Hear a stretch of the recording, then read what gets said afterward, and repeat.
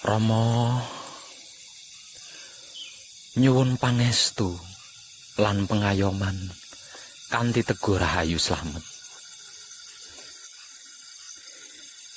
Dia dan engkau bukanlah aku, namun engkau dan dia sama bagiku, sama-sama hidup beserta aku.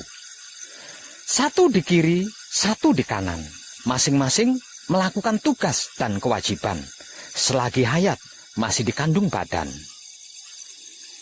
Engkau yang selalu kekurangan berdampingan dengan dia yang berlebihan, dengan aku sebagai perantara untuk cukup dan mencukupi.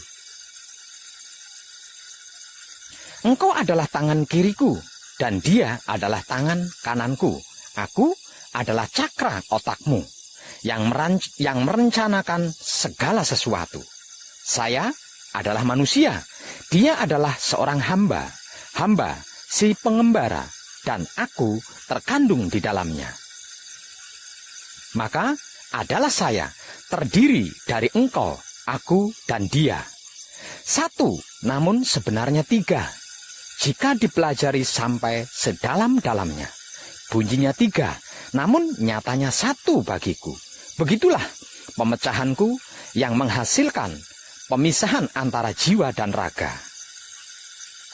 Gerak datang dari aku, yang menggerakkan dia, dan yang bergerak ialah saya.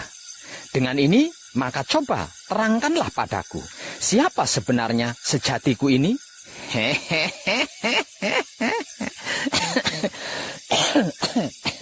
Edan tenan. Coba perhatikan ini. Aku bertahta atau bersinggasana di dalam Baitul Makmur atau cakra otak yang berada di dalam kepala Adam. Di dalam kepala ada otak atau ubun-ubun. Di dalam ubun-ubun ada manik. Di dalam manik ada budi. Di dalam budi ada nafsu. Di dalam nafsu ada sukma. Di dalam sukma ada rasa. Di dalam rasa ada aku. Berarti Roh Suci atau Roh Kudus atau hidup atau esensi Dat Maha Suci hidup bertahta atau bersinggasana di dalam dasar otak setiap manusia hidup, bergelar sejatine satrio. Aku bertahta atau bersinggasana di dalam Baitul Muharram atau cakra jantung. Itu rumah tempat tinggalku, berdiri di dalam dada Adam. Di dalam dada ada hati, di antara hati ada jantung atau cakra jantung. Di dalam jantung ada budi, di dalam budi ada angan-angan atau rasa dan perasaan. Di dalam angan-angan ada sukma, di dalam sukma ada rasa, di dalam rasa ada aku. Berarti Roh Suci atau Roh Kudus atau hidup atau esensi Dat Maha Suci hidup bertempat tinggal di dalam dasar jantung setiap manusia hidup, bergelar satrio sejati. Aku bertahta atau bersinggasana di dalam Baitul Muqaddas atau Baitul Maqdis atau cakra kelamin yang merupakan tempat suciku yang berada di dalam kelamin Adam. Di antara kelamin atau penis atau kontol ada pelir atau peler atau cakra kelamin. Di dalam pelir atau peler ada nutfah atau mani. Di dalam mani ada madi. Di dalam madi ada wadi. Di dalam wadi ada manikem. Di dalam manikem ada rasa. Di dalam rasa ada aku. Berarti Roh Suci atau Roh Kudus atau hidup atau esensi Dat Maha Suci hidup ada di dalam kelamin setiap manusia hidup, bergelar Putra Rama. Sesungguhnya seluruh sukma atau anasir, termasuk anasirnya hewan dan tumbuhan, itu berasal dari cahaya atau Nur Muhammad atau Roh Suci atau Roh Kudus atau hidup. Aku berasal dari nur atau cahaya Maha Suci hidup, dan semua yang ada di alam semesta ini berasal dari cahayaku. Aku adalah bapak dari segala sukma atau anasir, dan bapakku adalah Dat Maha Suci hidup. Sukma atau anasir adalah merupakan pembatas daripada al-haq, seperti halnya jasad atau raga yang merupakan pembatas daripada hidup dan maha hidup. Dengan ini berarti sesungguhnya seluruh apapun di dunia ini adalah pakaian daripada ruh. Seperti halnya cahaya matahari. Mataharinya satu, akan tetapi cahayanya memasuki setiap jendela serta menerangi setiap ruangan. Sebenarnya ruh tidak masuk ke dalam raga, akan tetapi seperti penunggang kuda, dan raga adalah kuda. Gerakan ruh dan raga adalah seperti gerakan dari tangan dan anak kunci, terjadi serempak, seperti gerakan kereta kencana yang ditarik 4 ekor kuda dengan 1 kusir, juga terjadi serempak. Di dalam rasa ada aku. Berarti aku adalah ruh suci atau ruh kudus atau hidup atau esensi Dat Maha Suci hidup yang menciptakan sir di dalam otak. Kemudian sir menggerakkan jantung, jantung menggerakkan hati, hati menggerakkan kelamin, kelamin menggerakkan tubuh atau jasad. Urut-urutannya seperti ini: hidup, otak, hati, kelamin, tubuh atau wujud, atau ruh, sir, dat, sifat, jasad, atau rasa, rasa, krasa, rumangsa, ngerasa ake, jadi. Romo, ketika tangan melempar sesuatu, bukan tangan yang melempar sesuatu itu, melainkan aku, ya ruh suci atau ruh kudus atau hidup atau esensi Dat Maha Suci hidup. Sesungguhnya ruh suci atau hidup adalah urusan Maha Suci hidup. Arti maksudnya ruh suci atau hidup manusia serta segala macam ruh atau hidup lainnya adalah merupakan rahasia Dat Maha Suci hidup. Ketika di alam arwah atau alam sukma, ruh manusia bersama para ruh lainnya termasuk ruh para malaikat atau para dewa-dewi bisa berkomunikasi langsung dengan Dat Maha Suci hidup setiap saatnya. Sebagaimana pada awalnya kejadian ruh yang berikrar kepada Maha Suci hidup, tak kala Maha Suci hidup bertanya kepada para ruh tersebut, "Bukankah aku adalah Tuhanmu?" Kemudian para ruh menjawab, "Benar, kami bersaksi ya Tuhanku." Hal ini membuktikan bahwa seluruh ruh bisa berkomunikasi dengan Dat Maha Suci hidup. Kutiupkan ruhku kepada jasad. Kemudian ruh masuk ke dalam jasad sambil membawa amanah dari Maha Suci hidup. Apakah amanah itu? Tak lain dan tak bukan adalah tugas untuk hidup di dunia seperti apa dan sebagai apa. Sesungguhnya telah kami tawarkan amanah kepada langit, bumi, dan gunung-gunung. Akan tetapi mereka semua enggan memikulnya karena takut mengkhianatinya. Namun manusia bersedia memikulnya karena manusia sungguh zalim dan bodoh. Romo, karena dunia merupakan tempat pembelajaran bagi ruh, maka ruh diturunkan ke dunia dengan tugas sebagai apa dan peran apa di kehidupan dunia ini. Pada awalnya saya meyakini bahwa setelah lepas dari belenggu tubuh, hidup akan secara otomatis dan tanpa proses bisa langsung kembali kepada asalnya. Ternyata tidak, karena kalau gagal mencapai kesempurnaan hidup, hidup akan masuk dan tinggal di alam penantian bersama para ruh-ruh lainnya, termasuk para malaikat atau dewa-dewi. Sedangkan sukma yang awalnya adalah 4 anasir masuk dan tinggal di dalam pengadilan. Di setiap saatnya, para ruh selalu memohon kepada Dat Maha Suci hidup, "Ya Tuhanku, kembalikanlah aku ke dunia agar aku dapat melakukan perkara yang aku lalaikan." Dan Maha Suci hidup menjawab, "Tidak, itu hanya alasan belaka. Di belakang kalian ada tabir yang menghalangi kalian sampai hari kalian dibangkitkan." Para ruh tetap berusaha memohon, "Sekiranya kami dapat kembali ke dunia lagi, Ya Tuhanku, niscaya kami akan menjadi orang-orang yang beriman. Dan Maha Suci Hidup menjawab, sesungguhnya hal ini menjadi keterangan yang nyata, namun kalian tidak mau percaya. Namun tidak sedikit permohonan para ruh ini terkabulkan. Dan inilah yang disebut sebagai reinkarnasi, yaitu lahir kembali ke dunia dengan wujud yang berbeda dan sebagai apa yang berbeda pula.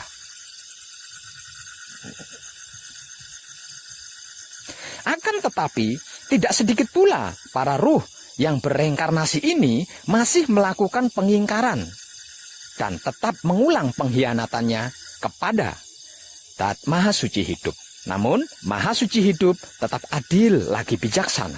Artinya, jika layak untuk direinkarnasikan, ada saja yang diberi kesempatan untuk lahir kembali ke dunia ini. Para kadang kinasiku sekalian, apa yang saya uraikan tadi tidak akan mudah untuk dimengerti dan dipahami bagi orang-orang yang belum pernah bertemu dan menyaksikan sendiri sucinya dirinya sendiri. Pepatah lama mengatakan, tak jumpa maka tak kenal maka tak cinta maka tak iman.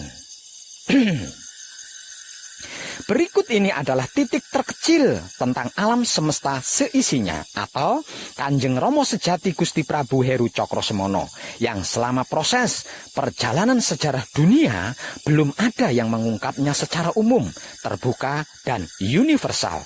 Entah karena takut atau karena ada intrik di dalamnya, atau Romo, cinta kepada Zat Maha Suci Hidup semata dan cinta kasih sayang yang sesungguhnya adalah rahasia Zat Maha Suci Hidup itu sendiri. Sebab cinta kasih sayang adalah gerak-gerik Ruh Suci atau Roh Kudus atau hidup atau esensi Zat Maha Suci Hidup. Karenanya dibutuhkan kesadaran rasa untuk itu. Bagaimana cara dan teknik serta metodenya agar supaya kita bisa mengenal Maha Suci Hidup? Di manakah ia? Kemana kita harus mencarinya? Apakah harus ke Mekah? Ataukah India? Atau ke negeri Cina?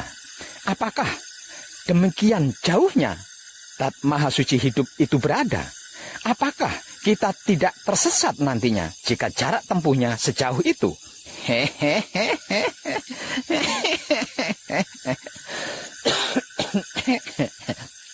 Edan tenan bro. Tidak ada satu ayat pun yang mengatakan Zat Maha Suci Hidup itu ada di Mekah, atau India, atau Cina, atau di Jawa, dan lain sebagainya. Coba perhatikan ini. Aku dekat, lebih dekat aku daripada urat leher. Zat Maha Suci Hidup meliputi segala sesuatu. Dia bersamamu dimanapun kamu berada. Dia telah mengutus seorang utusan di dalam dirimu. Di dalam dirimu, apakah engkau tidak memperhatikan Zat Maha Suci Hidup menempatkan diri antara manusia dengan Zat-Nya? Di dalam diri manusia ada cahaya yang maha melihat. Maha Suci akan membimbing dengan cahayanya. Dengan cahayanya bagi siapa yang dia kehendaki, yaitu ruhnya sendiri, yang tak lain dan tak bukan adalah hidup. Hidup yang memberi kehidupan kepada kita dari awal hingga sekarang ini. Di dalam setiap rongga anak Adam, aku ciptakan suatu mahlige yang disebut dada. Dalam dada ada kolbu. Di dalam kolbu ada fuad. Dalam fuad ada sagofa. Di dalam sagofa ada sir. Di dalam sir ada aku. Tidakkah kau perhatikan itu? Aku tidak berada di bumi. Aku tidak berada di langit. Aku berada di dalam hati orang-orang yang beriman. Apa dan bagaimana itu iman? Pasrah hanya kepadanya, menerima keputusannya, mempersilahkan kuasanya, merasakan kenyataannya, menebar cinta kasih sayangnya. Bukan yakin atau percaya. Untuk apa kita yakin dan percaya kalau tidak pernah pasrah kepadanya, menerima keputusannya, mempersilahkan kuasanya, merasakan kenyataannya, dan menebar rasa cinta kasih sayangnya. Oleh karena itu, wajar dan masuk akal kan bila ahli laku dan para sufi mengatakan bahwa kolbu mukmin baitullah. Itulah Baitullah yang sejati, tidak dibuat dari batu atau bata, atau semen dan tanah, melainkan buatan Zat Maha Suci hidup itu sendiri yang harus kita bersihkan dan kita jaga kebersihannya agar supaya tidak dijadikan tempat sampah dan sarang seton-seton dan iblis.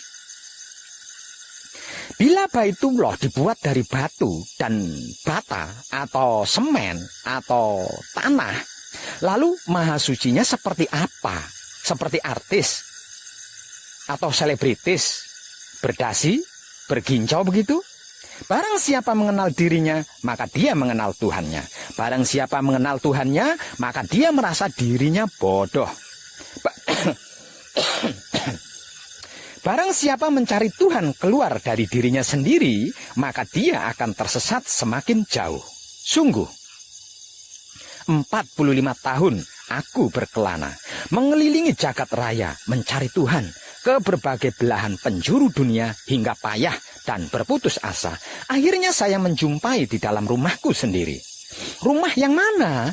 Aku menatap pikiranku sendiri. Kulihat kotoran ada di sana. Lalu aku bersihkan kotoran itu dan di sana kulihat dia. Aku menatap hatiku sendiri. Kulihat kemelekatan ada di sana. Lalu aku lepaskan kemelekatan itu dan di sana kulihat dia lagi.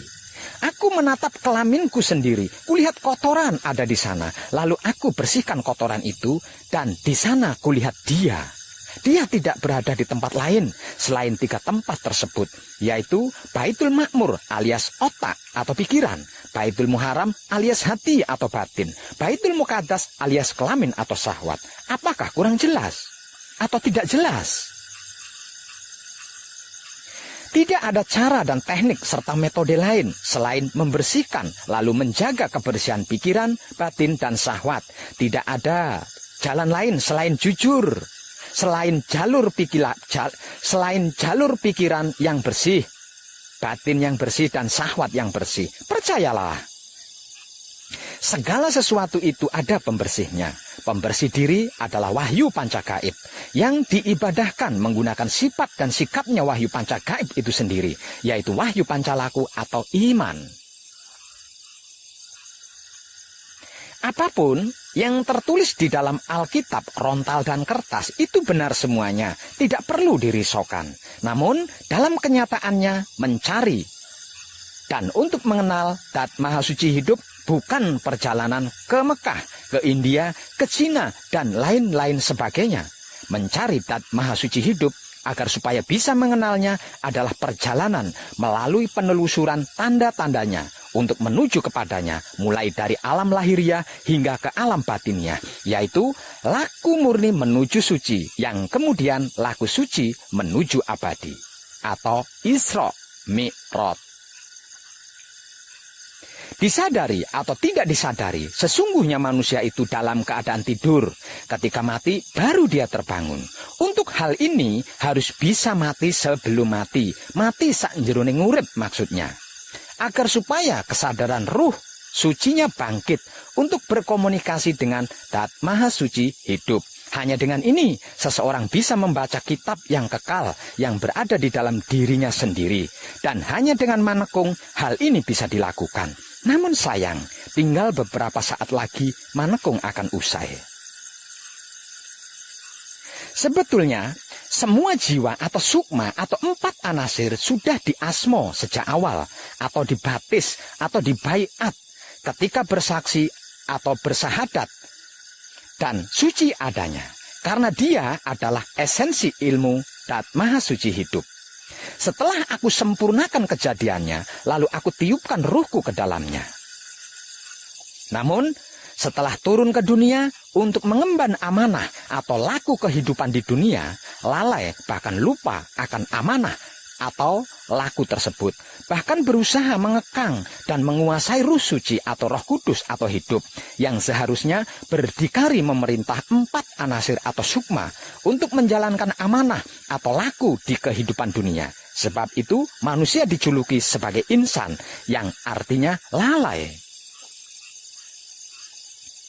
Karena 4 anasir atau sukma itu cenderung menyukai perbuatan jahat, sehingganya dibaiat atau dibatis atau diasmo sejak awal bersahadat atau bersaksi, agar supaya 4 anasir atau sukma yang dikenal dengan sebutan jiwa ini mudah mengingat Dat Maha Suci hidup, sehingga Roh Suci atau Roh Kudus atau hidup bisa mengendalikannya dengan mudah. Merasa Islam, merasa Muslim. Para kadang kinasiku sekalian, di dalam pengkajian diri sejati di era milenium ini, teliti dan jelilah, buka pikiran, buka hati, dan buka syahwat dengan kesadaran yang sesadar-sadarnya. Jangan mudah percaya kalau belum mengalami dan merasakan sendiri, serta menyaksikan sendiri ada banyak jebakan emen di dunia ini yang dibuat oleh para ahli politik zaman dulu, bahkan saudara-saudari kita sendiri di zaman sekarang yang belum tercerahkan. Rasulullah Shallallahu Alaihi Wasallam bersabda, urusan dunia engkau lebih tahu, tata cara beribadah ikutilah caraku. Yang menjadi beberapa pertanyaannya sekarang adalah, bila pegangan kita Al-Quran dan Sunnah Rasulullah, kenapa kita tidak mengikuti tata cara beribadahnya Rasulullah ketika di Gua Hiro? Apa yang dilakukan Rasulullah di Gua Hiro sehingga beliau bisa menerima wahyu Allah? Waktu itu belum ada Al-Quran dan tata cara sholat seperti sekarang loh. Kenapa tidak bertafakur di Masjidil Haram? Kenapa Rasulullah menetap di Madinah, tidak kembali ke wilayah Mekah? Apakah karena Mekah sebagai wilayah musuh bebuyutan Nabi Muhammad? Apakah mungkin Nabi Muhammad secara tersamar memperingatkan umatnya agar tidak terkecoh karena terpesona oleh situs Ibrahim di Masjidil Haram? Kenapa disebut Masjidil Haram? Apakah ada kaitannya dengan surat At-Taubah ayat 107 dan 108? Dan ada yang mendirikan masjid untuk menimbulkan bencana, untuk kekafiran, dan untuk memecah belah di antara orang-orang yang beriman, serta untuk menunggu kedatangan orang-orang yang telah memerangi Allah dan Rasul-Nya sejak dahulu. Mereka dengan pasti bersumpah, kami hanya menghendaki kebaikan, dan Allah menjadi saksi bahwa mereka itu pendusta. Surat At-Taubah ayat 107. Jangan engkau melaksanakan sholat dalam masjid itu selama-lamanya. Sesungguhnya masjid yang didirikan atas dasar takwa sejak hari pertama adalah lebih pantas engkau melaksanakan sholat di dalamnya. Di dalamnya ada orang-orang yang ingin membersihkan diri. Allah menyukai orang-orang yang bersih. Surat At-Taubah ayat 108. Bila kita bersedia membaca catatan kaki Al-Quran dan terjemahannya di Departemen Agama Republik Indonesia, bahwa yang dimaksud dengan orang-orang yang telah memerangi Allah dan Rasul-Nya sejak dahulu, yang dimaksud dalam surat At-Taubah ayat 107 adalah seorang pendeta Nasrani yang bernama Abu Amir, yang ketika itu sedang membawa tentara Romawi dari Syria. Orang Arab jahiliyah menunggu mereka di masjid yang mereka dirikan, namun ternyata Abu Amir mati di Syria. Dia tidak jadi datang, sehingga tidak jadi perang. Sedangkan di dalam surat At-Taubah dikatakan telah memerangi Allah dan Rasul-Nya seperti telah terjadi perang. Surat At-Taubah adalah satu-satunya surat di dalam Al-Quran yang tidak diawali basmalah atau bismillah. Surat At-Taubah menceritakan kemusyrikan dan kemunafikan orang-orang Arab jahiliyah, bukan mengisahkan perang dengan kaum Nasrani. Para pendeta Nasrani di Madinah sudah beriman kepada Allah dan mengakui kerasulan Muhammad Sallallahu Alaihi Wasallam. Di kota Madinah pada zaman itu, golongan Yahudi, Nasrani, dan golongan Islam hidup berdampingan. Madinah artinya madani, mapan. Apakah mungkin pendeta Nasrani Abu Amir yang sudah beriman kepada Allah mau bersekutu dengan golongan penyembah berhala? Pada zaman jahiliyah, konon kabarnya bangunan utama di kota Mekah adalah Masjidil Haram. Bangunan serbaguna selain untuk kegiatan ibadah juga dipergunakan untuk kegiatan lain seperti untuk berkumpul, untuk bertransaksi, bisnis, dan lain sebagainya. Konon sejarahnya, sewaktu perang Badar, Masjidil Haram itu dipergunakan oleh kaum musyrikin untuk menghimpun kekuatan serta dipergunakan untuk menunggu pasukan yang memerangi Allah dan Rasul-Nya. Pertanyaan berikutnya,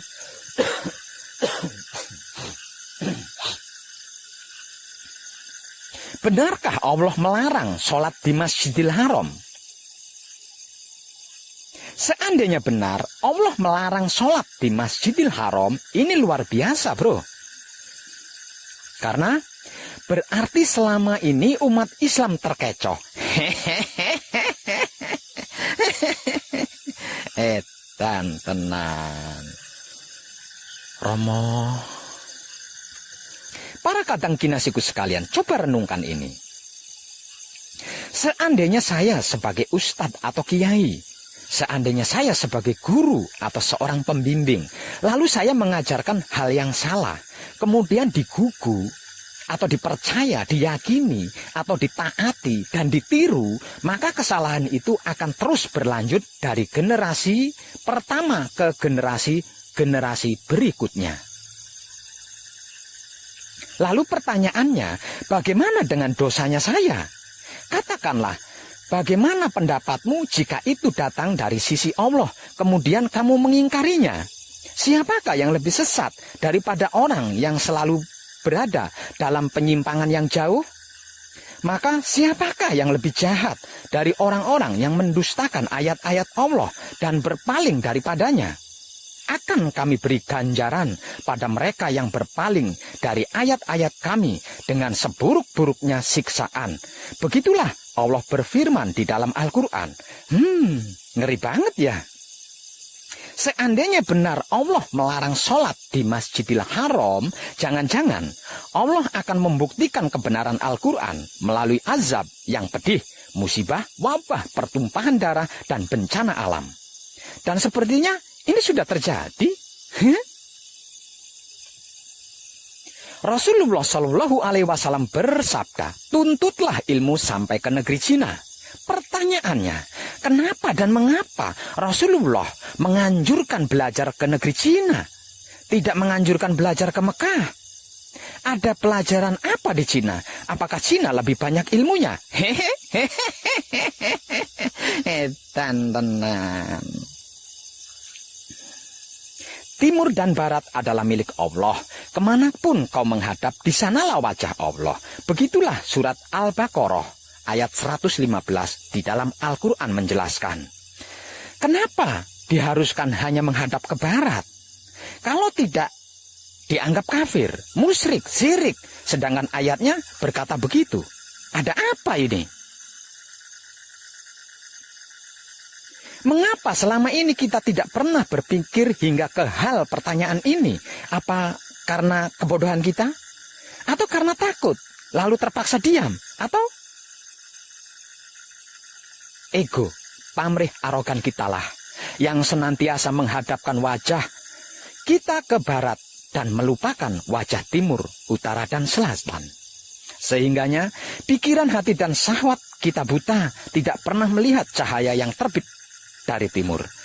Ataukah mungkin karena Rasulullah sangat arif ya, sehingga bisa memprediksi bahwa sepeninggalan beliau akan muncul kembali kemusyrikan-kemusyrikan di Mekah yang kemudian meluas hingga ke Jawa Dwipa. Lupa atau memang tidak tahukah sabda Rasulullah bahwa kelak sepeninggalan beliau umat Islam pun akan terpecah belah menjadi sekian.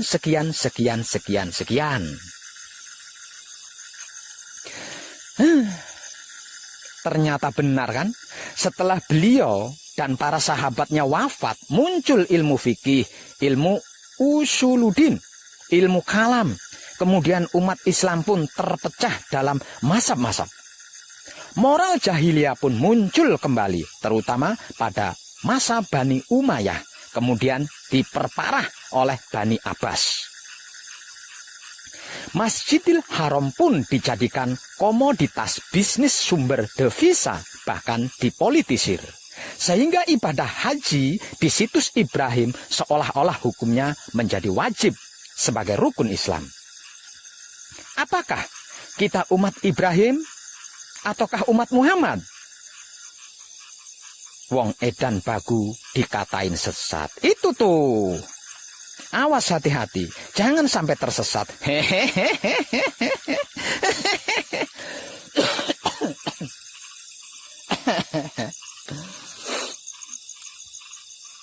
Edan tenan. Barang siapa mengenal dirinya, maka dia mengenal Rabb-nya. Barang siapa mencari Allah keluar dari dirinya sendiri, maka dia akan tersesat semakin jauh. Berarti bila kita mencari Allah ke Mekah, India, Cina, Inggris, Jawa, apakah akan tersesat? Adakah ayat-ayat Al-Quran dan kitab-kitab yang lain yang menyatakan Tuhan ada di Mekah, India, Cina, Inggris, Jawa, dan lain-lain? Sucikanlah rumahku, janganlah kamu mempersekutukan aku dengan apapun. Sucikanlah rumahku. Rumahku yang dimaksud tidak dikatakan di Mekah, India, Cina, Inggris, Jawa, dan lain-lain sebagainya. Yang pasti, kita tidak boleh mempersekutukannya dengan apapun. Dan yang jelas, aku bertahta di dalam Baitul Ma'mur yang berada di dalam kepala Adam. Aku bertahta di dalam Baitul Muharram. Itu rumah tempatku berdiri di dalam dada Adam. Aku bertahta di dalam Baitul Muqaddas atau Maqdis yang merupakan tempat suciku yang berada di dalam kelamin Adam. Apakah ini kurang jelas atau tidak jelas? Bila Baitullah atau rumah Tuhan dibuat dari batu atau bata, atau beton, atau semen, atau tanah, lalu Allahnya seperti apa? Lagi pula, apakah ini tidak mempersekutukan Allah? Apakah ini tidak musyrik? Allah menciptakan jin dan manusia agar beribadah hanya kepadanya. Dan khusus untuk yang disebut manusia, aku ciptakan manusia dengan cara yang sempurna. Karena penciptaannya sempurna, berarti bahan dasarnya juga pasti sempurna kan? Yaitu Dat yang maha sempurna. Setelah aku sempurnakan kejadiannya, aku tiupkan ruhku ke dalamnya.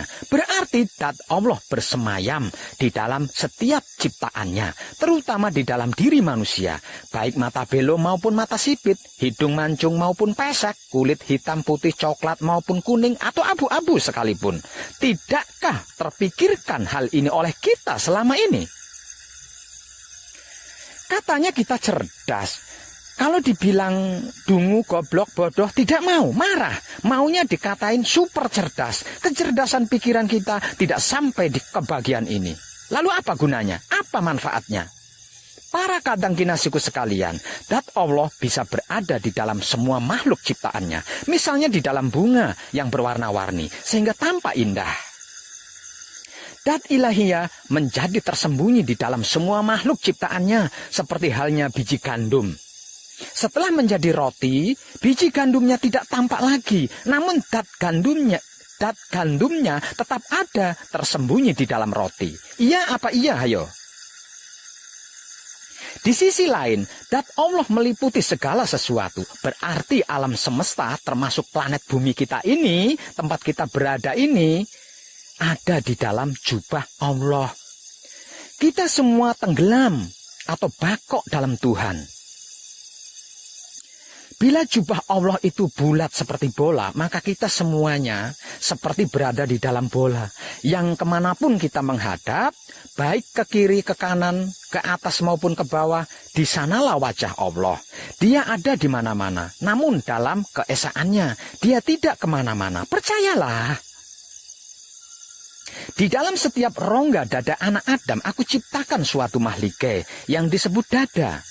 Dalam dada ada kolbu, dalam kolbu ada fuad, dalam fuad ada sagofa, dalam sagofa ada sir, di dalam sir ada aku, tempat aku menyimpan rahasia. Aku tidak ada di bumi, aku tidak ada di langit, tapi aku berada di dalam kolbu mukmin yang benar.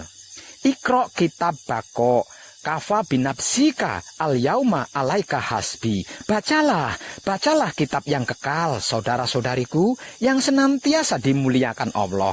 Bacalah kitab yang kekal yang berada di dalam diri kalian sendiri, agar terbuka seluruh hisab. Allahu batinul insan, al-insanu dohirullah. Allah itu batinnya manusia. Manusia adalah wujud realitasnya Allah. Al-insanu siri wa ana siruhu. Rahasia kalian adalah rahasiaku. Laya firalahu ghairullah. Yang mengenal Allah hanya Allah. Arabtu robbi birobbi. Aku mengenal Tuhan melalui Tuhan. Romo, ma'araf naka hakko ma'rifataka. Aku tidak mengenal engkau kecuali sampai sebatas pengetahuan yang engkau perintahkan.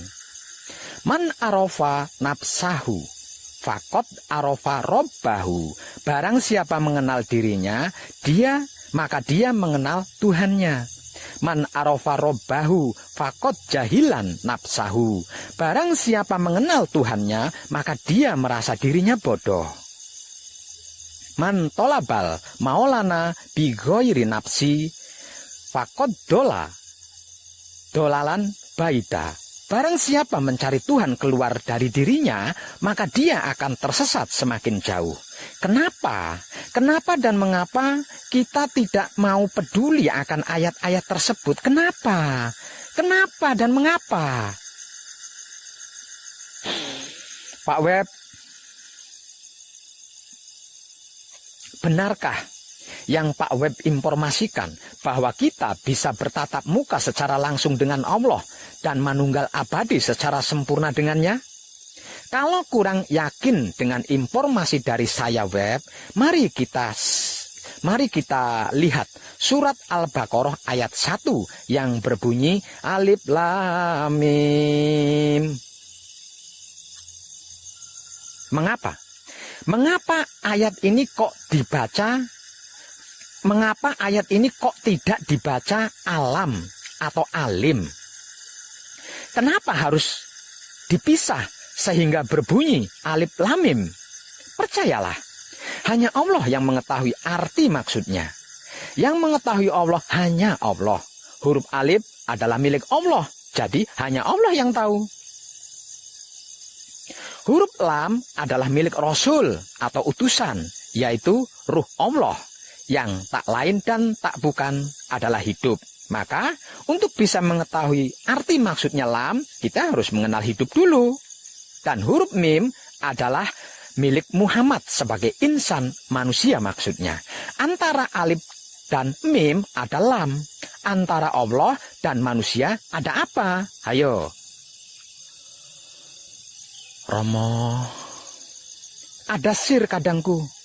Ada kesadaran rasa cinta kasih sayang maksudnya. Dan kesadaran rasa cinta kasih sayang itu adalah gerak-geriknya hidup. Hidup itu ruh atau datnya Allah yang diutus tinggal di dalam setiap kedirian makhluk.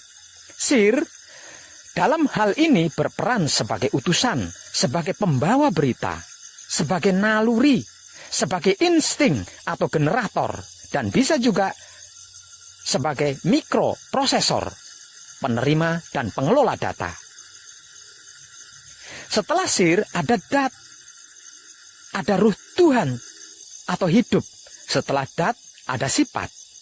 Arti maksudnya, tidak ada satu makhluk pun yang dapat bercakap-cakap dengan Allah kecuali dengan Rasul atau utusannya, yaitu ruhnya sendiri yang tak lain dan tak bukan adalah hidup yang seumur hidup menggerak dan menggerikkan kita.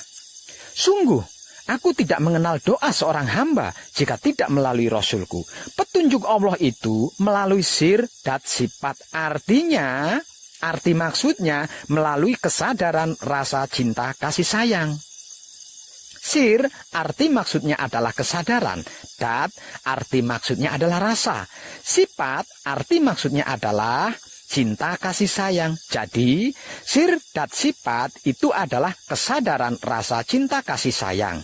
Kesadaran rasa cinta kasih sayang inilah gerak-gerik hidup yang menggerakkan tubuh dan menggerakkan pikiran hati syahwat kita selama hidup ini.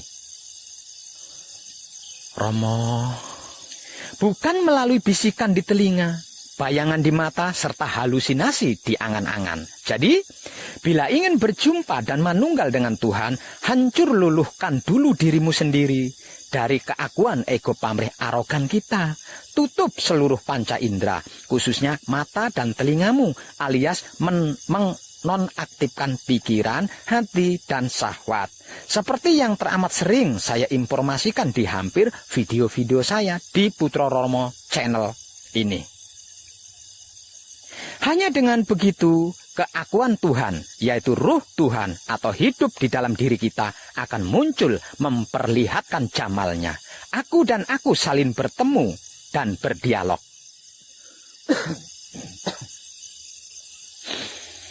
Demikianlah apa yang dilakukan Musa selama 40 hari dan 40 malam. Sehingga Musa bisa menerima wahyu 10 perintah Tuhan.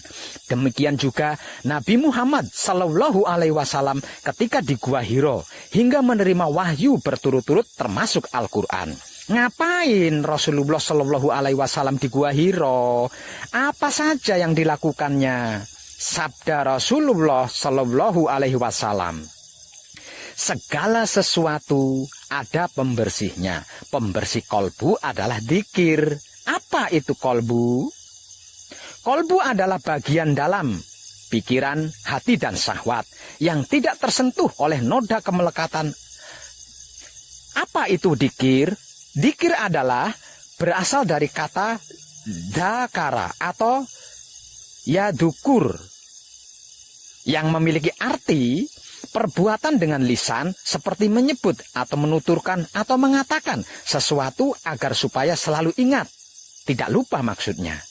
Jadi dzikir kolbu itu berarti maksud mengingat dengan pikiran yang bersih, menyebut dengan hati yang bersih, dan memuji dengan syahwat yang bersih secara berulang-ulang atau terus-menerus alias tiada henti. Siapa yang disebut, apa yang diingat, apa dan siapa yang dipuji, tak lain dan tak bukan, hanya Dat Maha Suci hidup. Bukan yang lain selain itu. Kalau dilakunya patrap samadhi manunggal jati secara berulang-ulang atau terus-menerus alias tiada henti. Manusia itu sesungguhnya dalam keadaan tidur.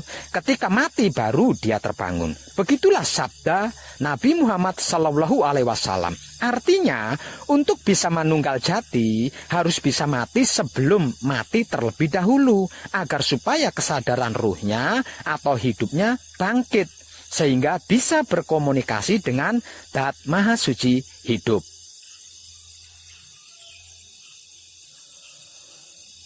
Romo nyuwun pangestu lan pengayoman kanthi Teguh Rahayu Slamet. Namun pepatah lama mengatakan, tak jumpa maka tak kenal maka tak cinta, dan tak cinta maka tak sayang maka tak iman. Lalu bagaimana caranya kita mengenal Allah, Pak Web? Kemana kita harus mencarinya, dan di mana kita bisa menemuinya agar supaya bisa manunggal jati dengannya? Apakah harus ke Mekah yang ada Ka'bah dan Gua Hironya, ataukah ke negeri Cina yang banyak ilmunya?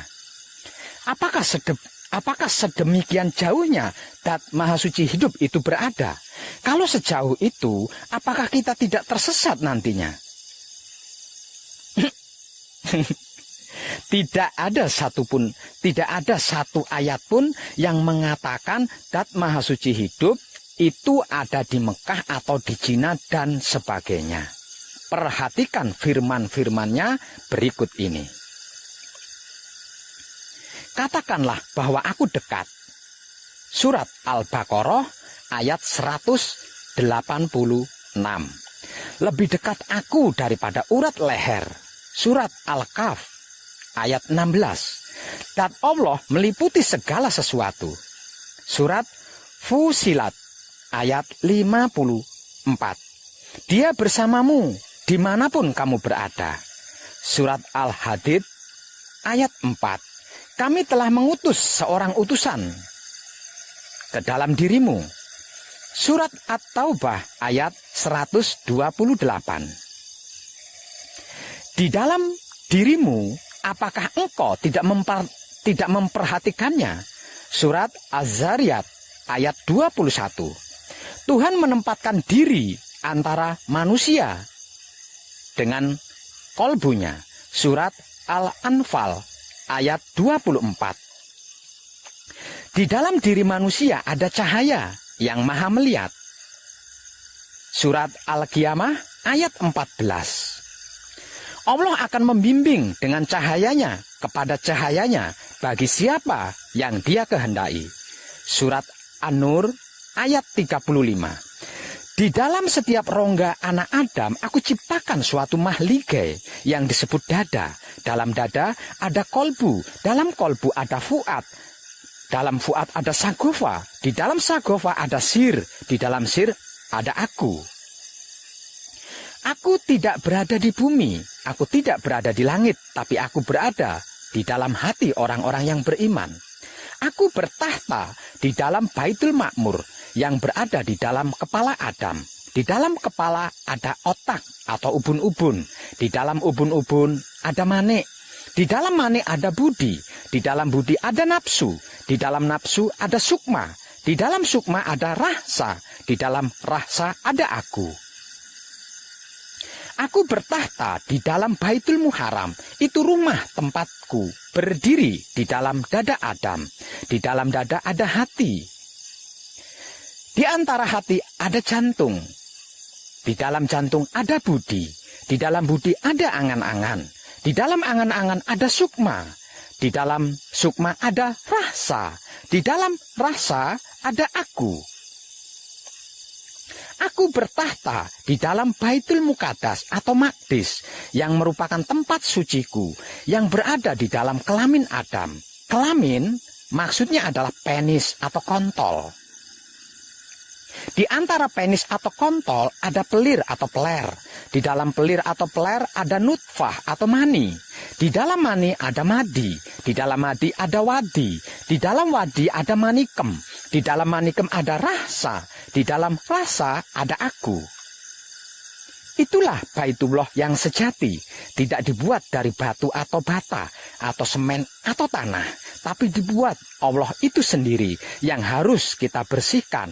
Lalu kita jaga kebersihannya agar supaya tidak dijadikan sarang setan dan iblis-iblis. Edan tenan. Barang siapa mengenal dirinya, maka dia mengenal Tuhannya.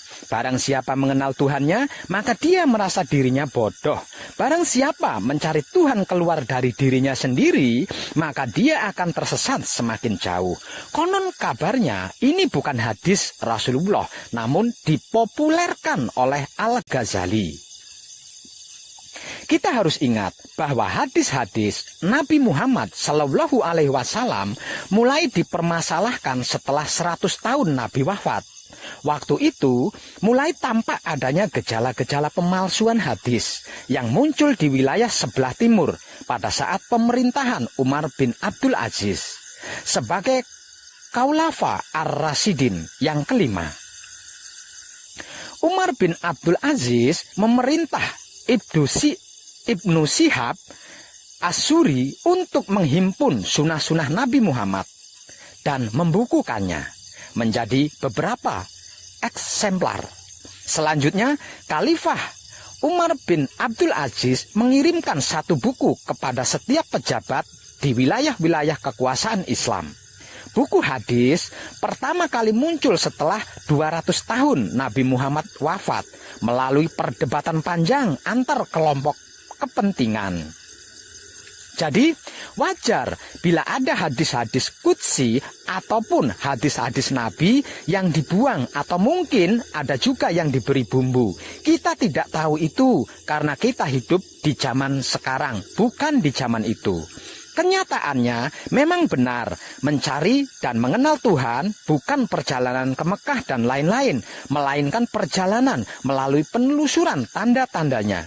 Sedangkan untuk menuju kepadanya, mulai dari alam lahiriah hingga ke alam batiniah. Karena Allah adalah al-batin, artinya rumahnya di dalam diri, kitabnya juga berada di dalam diri. Kitab sejati atau guru sejati ada di dalam diri kita. Perhatikan firman Tuhan berikut ini. Rama nyuwun pangestu lan pengayoman kanthi teguh rahayu slamet. Perhatikan firman-firman Tuhan berikut ini. Dialah Jibril yang telah menurunkan Al-Quran ke dalam kolbumu atas izin Allah.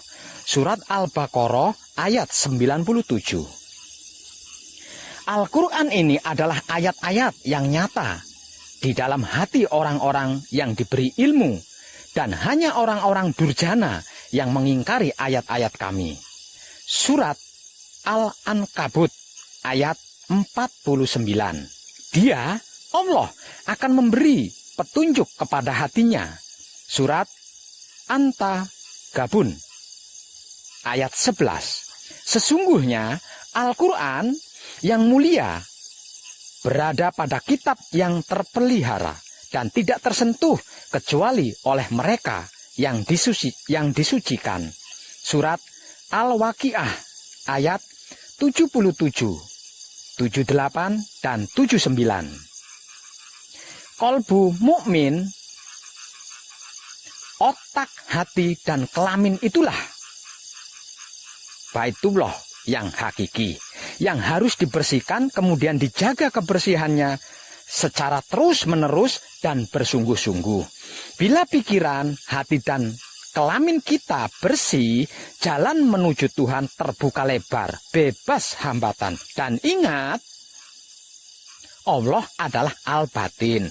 Rumahnya dan kitabnya ada di dalam diri, yaitu Baitul Ma'mur atau otak, Baitul Muharram atau hati, dan Baitul Muqaddas atau maqdis atau kelamin. Kata Rasulullah Shallallahu Alaihi Wasallam, kita harus bisa mati sebelum mati agar kesadaran ruh suci kita bangkit untuk bisa berkomunikasi dengan Maha Suci. Ruh suci berasal dari Dat Maha Suci.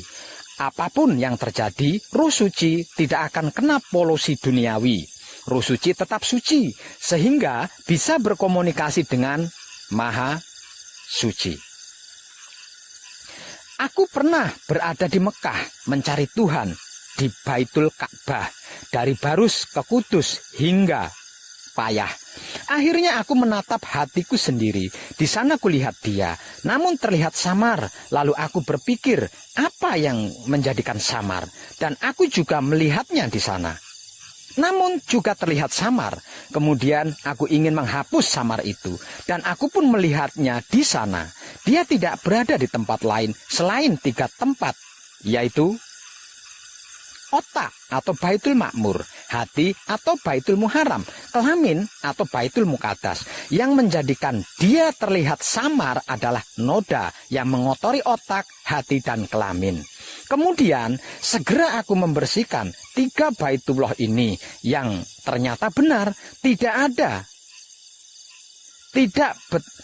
berada di tempat lain selain 3 tempat, yaitu otak Baitul Ma'mur, hati Baitul Muharram, kelamin Baitul Muqaddas. Tentang hal ini Rasulullah Shallallahu Alaihi Wasallam berkata, bacalah kitab yang kekal yang berada di dalam diri kalian sendiri. Tentang hal ini Rasulullah Shallallahu Alaihi Wasallam berkata, sesungguhnya manusia itu dalam keadaan tidur, ketika mati baru dia terbangun. Maksudnya harus bisa mati sebelum mati. Tentang hal ini Rasulullah Shallallahu Alaihi Wasallam berkata lagi, urusan dunia engkau lebih tahu, tata cara beribadah ikutilah caraku. Tentang hal ini Rasulullah Shallallahu Alaihi Wasallam berkata juga, berpeganglah pada Al-Quran dan Sunnah. Saya ulangi lagi ya. Yang menjadi pertanyaannya sekarang adalah, kalau pegangan kita Al-Quran dan Sunnah Rasulullah Shallallahu Alaihi Wasallam, kenapa dan mengapa kita tidak mengikuti tata cara beribadahnya Rasulullah ketika di Gua Hiro? Apa yang dilakukan Rasulullah di Gua Hiro sehingga beliau bisa menerima wahyu Allah? Waktu itu belum ada Al-Quran dan tata cara sholat seperti sekarang. Sekarang ada banyak pesantren-pesantren dimanapun tersebar. Namun, apa? Kenapa? Kenapa tidak di Masjidil Haram? Kenapa Rasulullah menetap di Madinah? Tidak kembali ke wilayah Mekah? Apakah karena Mekah sebagai wilayah musuh bebuyutan Nabi Muhammad? Apakah mungkin Nabi Muhammad secara tersamar memperingatkan umatnya agar tidak terkecoh karena terpesona oleh situs Ibrahim di Masjidil Haram? Apakah ada kaitannya dengan surat At-Taubat ayat 107 dan 108? Yaitu, dan ada yang mendirikan masjid untuk menimbulkan bencana, untuk kekafiran, dan untuk memecah belah di antara orang-orang yang beriman, serta untuk menunggu kedatangan orang-orang yang telah memerangi Allah dan Rasul-Nya sejak dahulu. Mereka dengan pasti bersumpah, kami hanya menghendaki kebaikan, dan Allah menjadi saksi bahwa mereka itu pendusta. Surat At-Taubah ayat 107. Jangan engkau melaksanakan sholat dalam masjid itu selama-lamanya. Sesungguhnya masjid yang didirikan atas dasar takwa sejak hari pertama adalah lebih pantas engkau melaksanakan sholat di dalamnya. Di dalamnya ada orang-orang yang ingin membersihkan diri. Allah menyukai orang-orang yang bersih. Surat At-Taubah ayat 108. Mari kita merenung. Mari, kenapa begitu? Mengapa begini? Saudara, saudariku yang dimuliakan Allah, barang siapa mengenal dirinya, maka dia mengenal Tuhannya. Barang siapa mencari Tuhan keluar dari dirinya sendiri, maka dia akan tersesat semakin jauh. Inti dasarnya, bagi seorang muslim, sebagai bahan rujukan untuk mencari dan mengenal Allah di dalam semesta alam adalah firman-firman Allah di dalam Al-Quran dan Sunnah Rasulullah Shallallahu Alaihi Wasallam. Allah menciptakan jin dan manusia agar beribadah kepadanya, dan Allah menciptakan manusia dengan cara yang sempurna. Aku ciptakan manusia dengan cara yang sempurna. Surat At-Tin ayat 4. Berarti bahan dasarnya juga sempurna, yaitu Dat Maha Suci atau Dat yang maha sempurna, yaitu Roh Suci atau Roh Kudus atau Gusti, yang dalam istilah Jawanya berarti maksud guru sejati yang sering saya bahasakan sebagai hidup. Setelah aku sempurnakan kejadiannya, aku tiupkan ruhku ke dalamnya. Surat Al-Hir ayat 29 dan Asyad ayat 72. Berarti dat Allah berada di dalam diri setiap manusia, baik mata belo maupun mata sipit, hidung mancung, hidung pesek, kulit hitam, kulit putih, coklat maupun kuning. Ada dat Allah di dalamnya, yaitu Roh Suci atau Ruh Kudus atau Gusti, yang istilah Jawanya berarti maksud guru sejati yang sering saya bahasakan sebagai hidup. Dat Allah juga berada di dalam semua makhluk ciptaannya, misalnya di dalam bunga yang berwarna-warni dan makhluk-makhluk lainnya.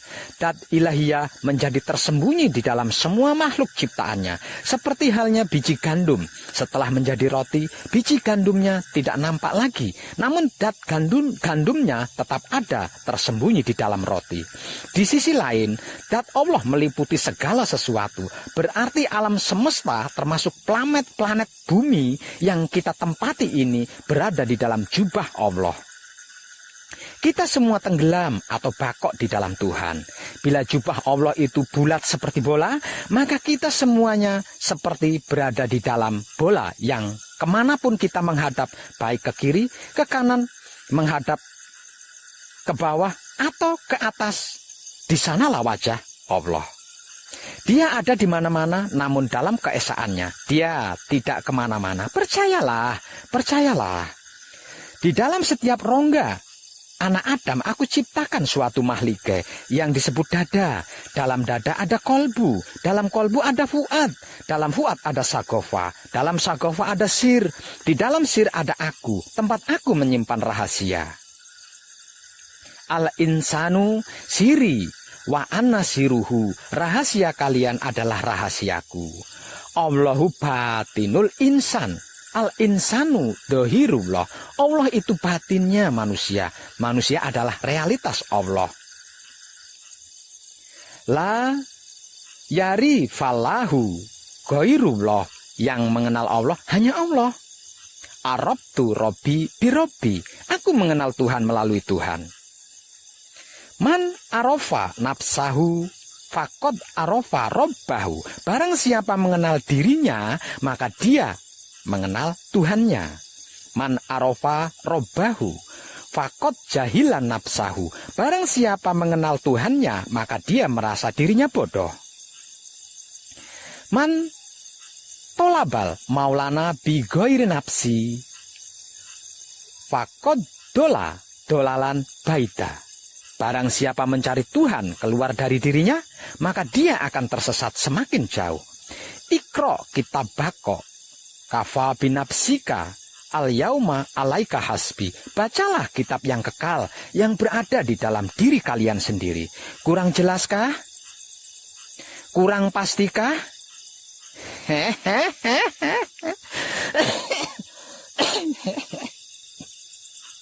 Edan. Apakah kita bisa bertatap muka secara langsung dengan Allah dan manunggal jati dengannya? Innalillahi wa inna ilaihi rojiun. Semua berasal dari Allah dan akan kembali kepada Allah. Kenapa ragu? Kenapa bimbang? Mari kita simak ulang surat Al-Baqarah ayat 1 yang berbunyi Alif Lam Mim. Jika ayat ini kita renungi secara sadar, pasti akan muncul pertanyaan. Pertanyaannya, mengapa tidak dibaca alam atau alim? Kok tulisannya begitu? Kan tulisannya begitu. Kok harus dibaca Alif Lam Mim, tidak alam atau alim? Sesungguhnya hanya Allah yang mengetahui artinya. Yang mengetahui Allah hanya Allah, maka jadilah Allah. Agar supaya mengetahui Allah, dan tenang. Huruf alif adalah milik Allah. Lam untuk Rasul atau utusan. Yang tak lain dan tak bukan adalah ruhnya sendiri, yaitu ruh suci atau ruh kudus atau Gusti, yang dalam istilah Jawanya berarti maksud guru sejati, yang sering saya bahasakan sebagai hidup. Dan mimnya untuk Muhammad sebagai insan, manusia atau makhluk maksudnya. Antara alif dan mim ada lam. Antara Allah dan manusia ada apa? Ayo. Ada roh suci, ada roh kudus, ada Gusti, yang dalam istilah Jawanya berarti maksud guru sejati, yang sering saya bahasakan sebagai hidup. Inilah jalannya, inilah cara dan tekniknya, inilah jembatannya, inilah metodenya. Tidak ada yang lain selain roh suci atau roh kudus atau Gusti, yang dalam istilah Jawanya berarti maksud guru sejati, yang sering saya bahasakan sebagai hidup. Tidak ada seorang pun yang dapat bercakap-cakap dengan Allah kecuali dengan wahyu atau dari belakang tabir atau dengan mengirimkan utusannya dengan seizinnya. Surat Asy-Syu'ara ayat 51. Mulai hari ini aku buka tabir yang menutupi matamu, maka pandangan matamu akan menjadi tajam. Surat Al-Kahf ayat 22. Tuhan menempatkan diri di antara manusia dengan kolbunya. Surat Al-Anfal ayat 24. Kolbu merupakan titik terendah dari sumbu komunikasi vertikal kepada Allah. Tabir akan menjadi transparan dan akan menjadi kabel penghubung untuk berkomunikasi dengan Allah, manakala kita bersungguh-sungguh menujunya dengan kebersihan pikiran, hati, dan kelamin yang terjaga kebersihannya. Percayalah, inilah kitab yang tiada diragukan, suatu petunjuk bagi mereka yang takwa, yaitu mereka yang beriman kepada Allah. Surat Al-Baqarah ayat 2 dan 3. Dialah Jibril yang menurunkan Al-Quran di dalam hatimu. Surat Al-Baqarah ayat 97. Dia, Allah, akan memberikan petunjuk kepada hatinya. Surat At-Tagabun ayat 11. Dan sebutlah Tuhanmu dalam hatimu. Surat Al-Araf ayat 205. Itulah kitab yang kekal yang berada di dalam diri kalian. Itulah Al-Quran sejati yang ada di dalam diri kalian. Itulah guru sejati yang ada di dalam diri kalian sendiri. Kenapa kita menodainya dengan kemelekatan-kemelekatan dan kotoran-kotoran duniawi? Kenapa? Mengapa? Bukankah kita telah membacanya? Lalu, kenapa dan mengapa kita melanggarnya? Apabila memang benar-benar bersungguh-sungguh ingin berjumpa dengan Tuhan dan manunggal jati dengannya, tidak perlu apa-apa dan tidak usah kemana-mana. Tidak butuh biaya mahal dan rialat ritual serta bertapa tahun-tahunan. Gratis, bahkan tidak ada undang-undang pajaknya. Cukup bersihkan saja pikiran, hati, dan kelaminmu. Kemudian jagalah kebersihannya agar tidak terkotori lagi. Maka dia sendiri yang akan menjadi jalannya, menjadi caranya, menjadi tekniknya, menjadi jembatannya, dan menjadi metodenya. Kalau sudah begitu, tinggal ngikut saja kan? Dan pasti akan bertemu wahyu panca gaib, dan pasti lagi mengerti dan memahami bahwa wahyu panca gaib itu hanya bisa dilakukan dengan menggunakan sifat dan sikapnya wahyu panca gaib itu sendiri, yaitu wahyu pancalaku yang selama ini kita sebut-sebut sebagai iman. Dan hanya dengan menggunakan wahyu panca gaib yang dilakukan dengan menggunakan sifat dan sikapnya wahyu panca gaib itu sendiri, yaitu wahyu pancalaku atau iman, inilah kita bisa menghancur luluhkan diri kita sendiri dari keakuan, ego, pamrih, dan arogan. Sehingganya Roh Suci atau Roh Kudus atau Gusti yang dalam istilah Jawanya berarti maksud guru sejati yang sering saya bahasakan sebagai hidup akan muncul memperlihatkan jamalnya. Aku dan aku salin bertemu dan berdialog.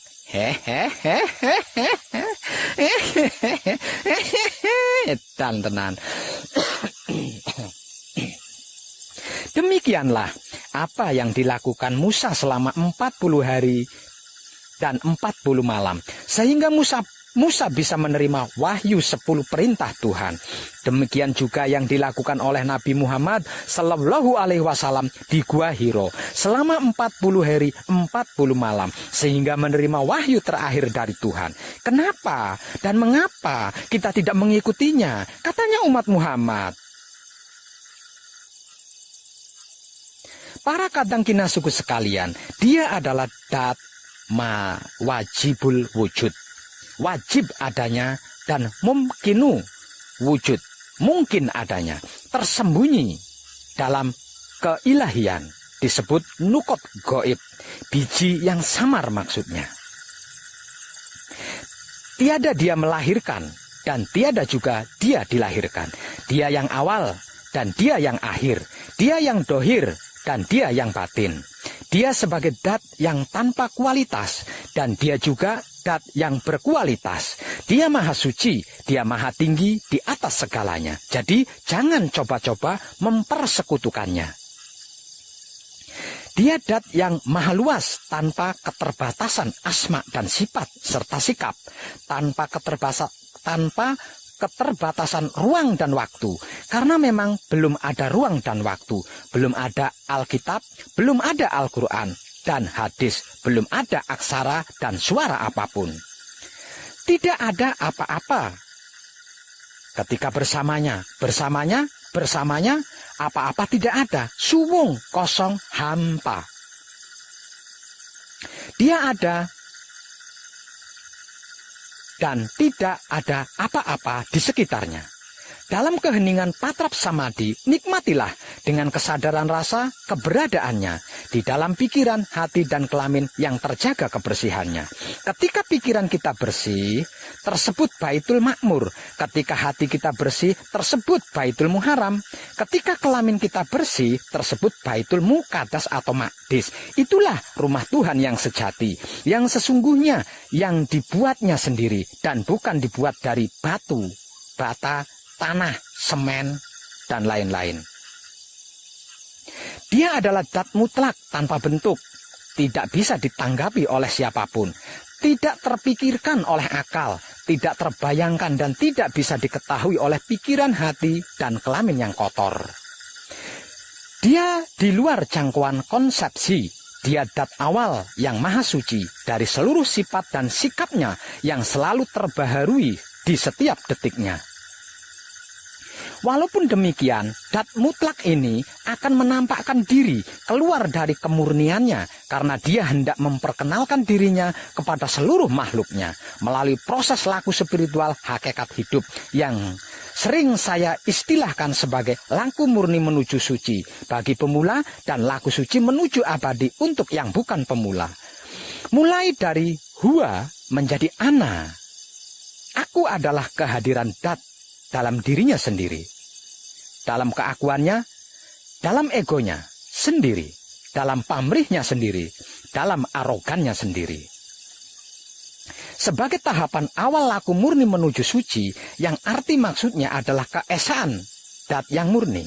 Tahapan laku murni menuju suci merupakan tahapan tertinggi di mana tahap-tahap lainnya berada di bawahnya. Pada tahap ini, zat mulai menampakkan potensialnya atau kemampuan ilmunya dan sifat-sifatnya yang muncul dari dirinya sendiri.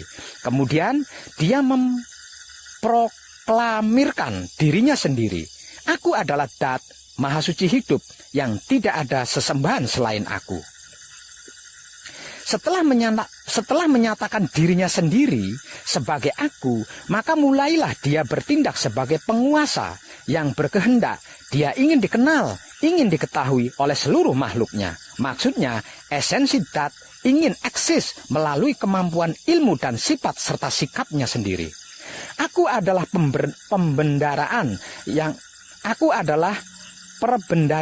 yang tersembunyi. Maka oleh sebab cinta kasih sayang aku ingin dikenal, maka aku jadikan makhluk Nur Muhammad agar dia mengenal akan aku.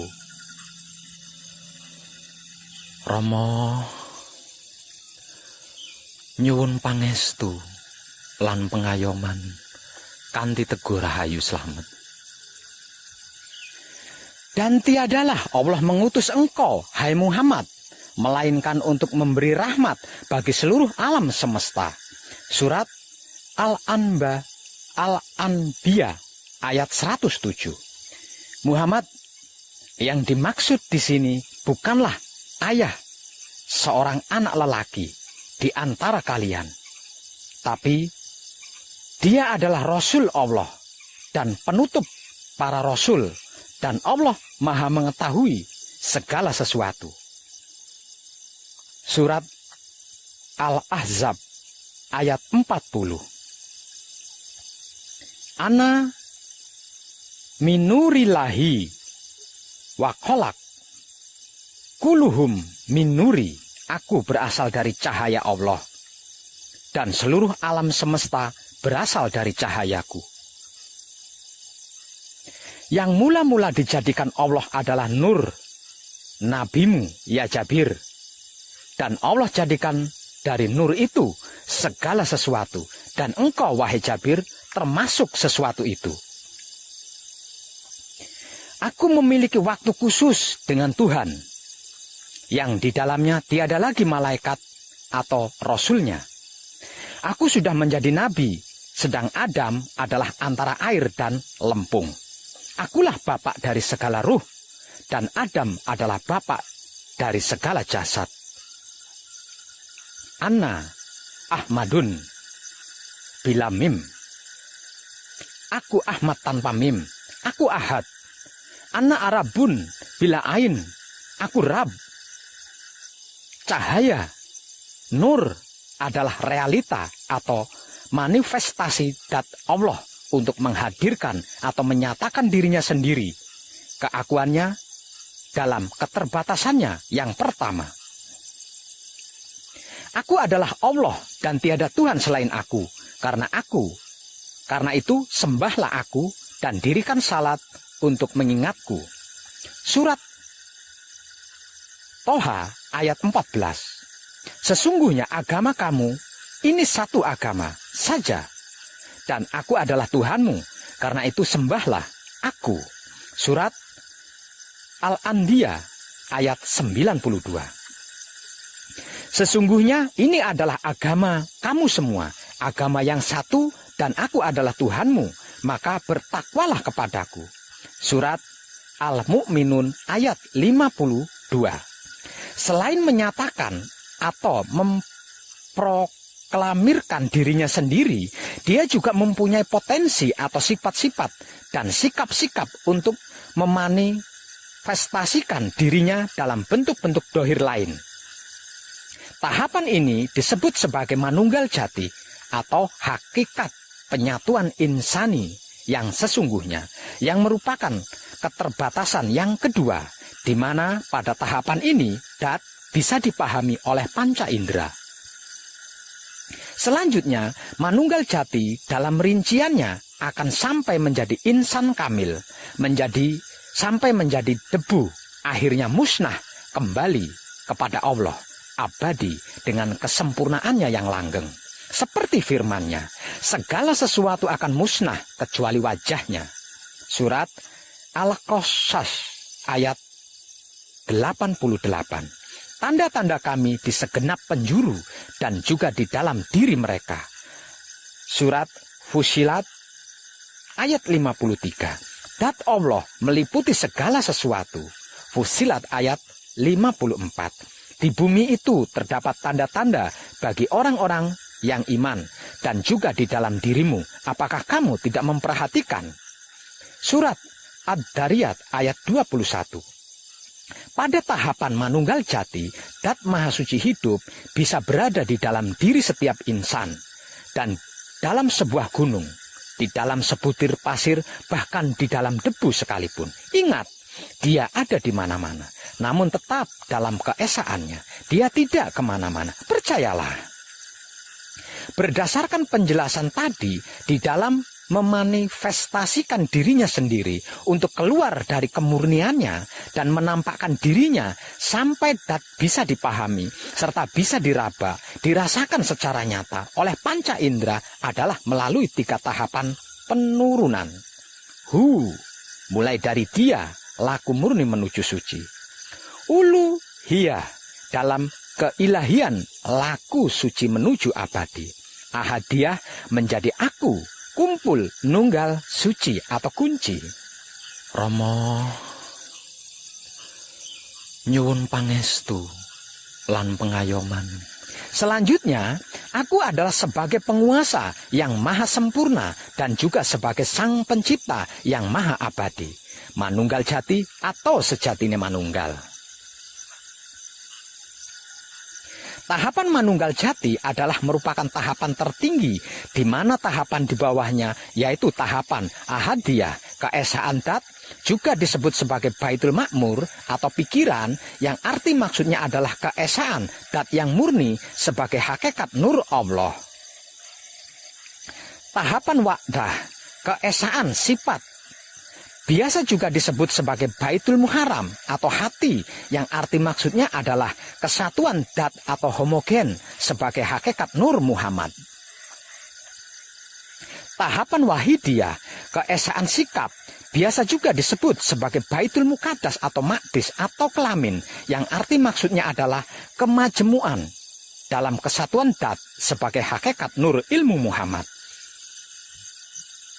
Oleh karena itu, Ahadiyah, keesaan dat atau Baitul Makmur atau pikiran hakikat nur Allah, Wahdah, keesaan sifat atau Baitul Muharram atau hati hakikat nur Muhammad, Wahidiyah, keesaan sikap atau Baitul Muqaddas atau kelamin hakikat nur ilmu Muhammad adalah Qadim. Maksudnya, Ahadiyah, keesaan dat, Wahdah, keesaan sifat, Wahidiyah, keesaan sikap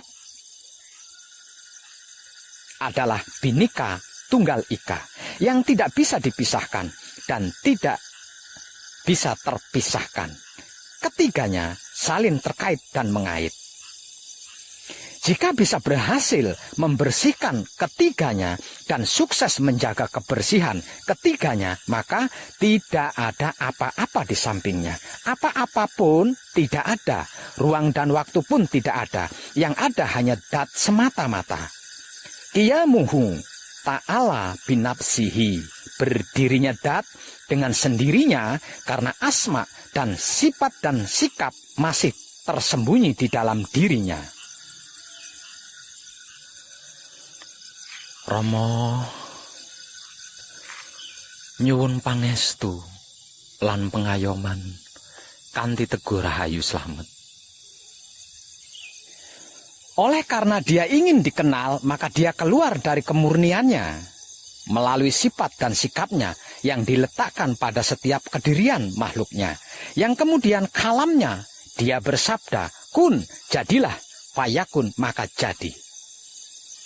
Oleh sebab belum ada apa-apa, apa-apa belum ada selain dia, maka bahan dasarnya dari semua, segala dan seluruh yang diciptanya berasal dari dirinya sendiri.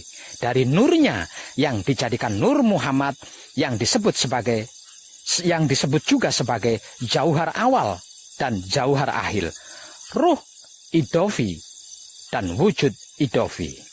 Selanjutnya, nur Muhammad ini merupakan segala sumber bahan baku untuk menciptakan bentuk-bentuk lain-lainnya yang diciptanya, yang dalam rinciannya adalah alam arwah, alam misal, alam aslam, dan alam insan sebagai suatu ciptaan yang baru kemudian. Alam arwah adalah tahapan di mana pada tahapan ini para ruh, segala macam jenis ruh yang diciptakan dari Nur Muhammad, termasuk ruh manusia biasa, ruh malaikat, ruh hewan, dan tumbuh-tumbuhan terhimpun. Pada tahapan ini, para ruh tersebut sudah berikrar ketika Allah bertanya kepada mereka, bukankah aku Tuhanmu? Kemudian mereka menjawab, benar, kami bersaksi. Surat Al-Araf ayat 172. Ayat ini merupakan syahadat awal sebagai ikrar yang pertama dari para ruh ketika masih di alam arwah, dan juga sebagai penjelasan bahwa ruh bisa berkomunikasi dengan Tuhan. Alam misal adalah dunia tamsilan. Pada tahap ini sudah ada bentuk dasar, prototip yang tidak bisa dipecah-pecah, sebagaimana halnya dengan atom. Alam asam. Tahapan ini disebut juga alam jasad, karena sudah ada bentuk yang lebih kasar dan bisa dibagi-bagi, bisa terurai. Disebut juga sebagai alam sebab musabab atau sebab akibat, misalnya embrio, terbentuk setelah terjadi pembuahan. Alam insan merupakan perpaduan seluruh tahap sebelumnya yang kemudian diciptakan 7 alam dimensi, yang di setiap alamnya atau dimensinya diciptakan juga 7 lapisan-lapisan atau partikel-partikel di setiap dimensi atau alamnya, yang sering juga disebut-sebut oleh orang ahli sebagai 7 martabat atau martabat 7.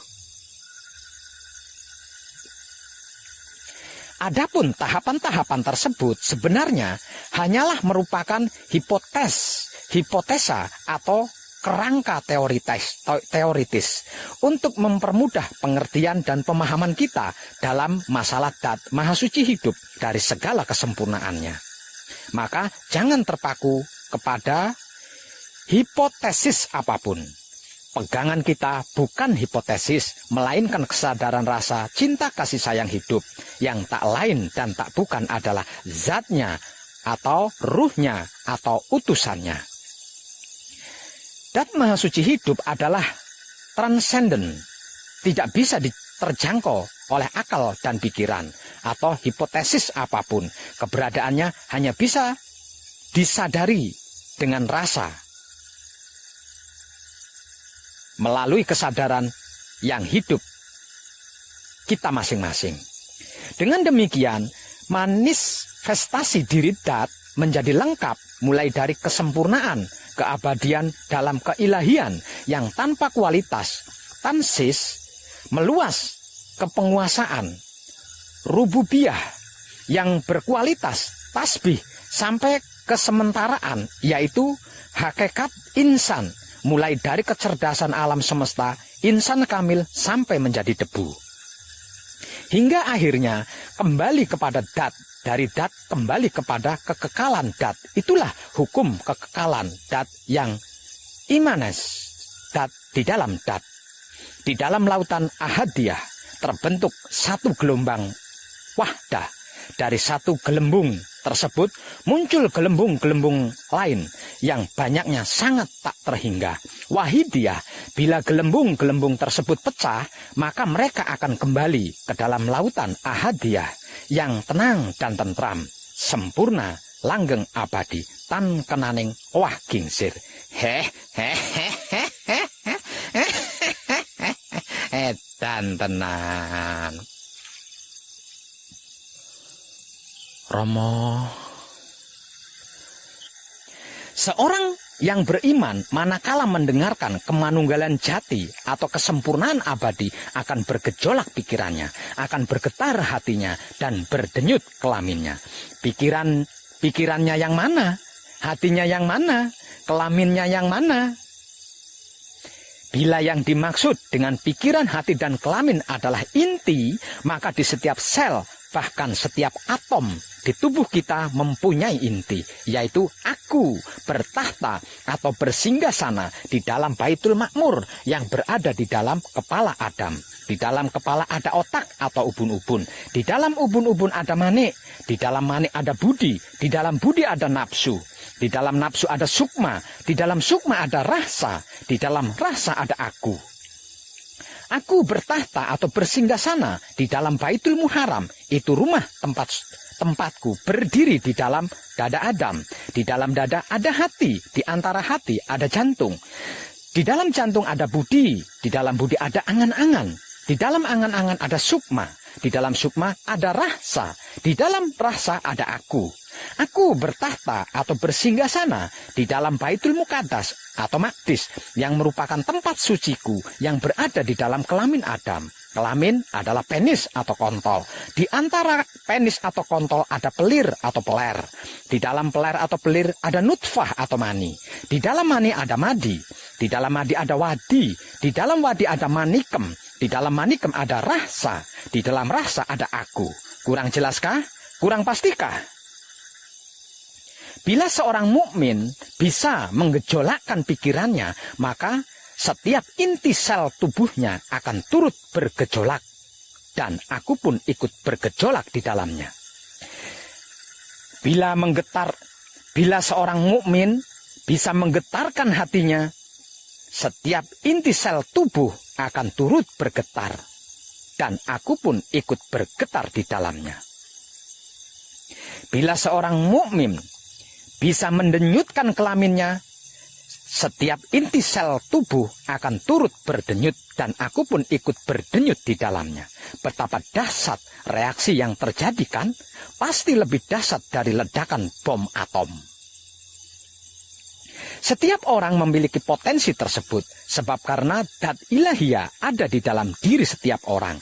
Bagaimana caranya untuk membangkitkan energi dahsyat yang sedang tidur itu, Pak Web? Rasulullah Shallallahu Alaihi Wasallam atau utusannya berkata, manusia itu dalam keadaan tidur. Ketika mati, barulah mereka terbangun. Arti maksudnya harus bisa mati sebelum mati, atau mati sebelum dimatikan, atau mati sak nyeruning urip, agar supaya kesadaran ruhnya bisa bangkit untuk berkomunikasi dengannya. Kekuatan dahsyat yang tidak kita sadari ini seumur hidup hingga kini ada di dalam diri kita dan tidak pernah pergi kemanapun meninggalkan kita. Ingat, di dalam diri kita, bukan di luar diri kita, di sana-sana. Bila hamba-hambaku yang merasakan kenyataanku di dalam dirinya dengan kesadaran rasanya, cinta kasih sayangku pasti akan mempersilahkan aku. Dan jika aku melakukan dalam sekejap, siang bisa aku jadikan malam, malam bisa aku jadikan siang.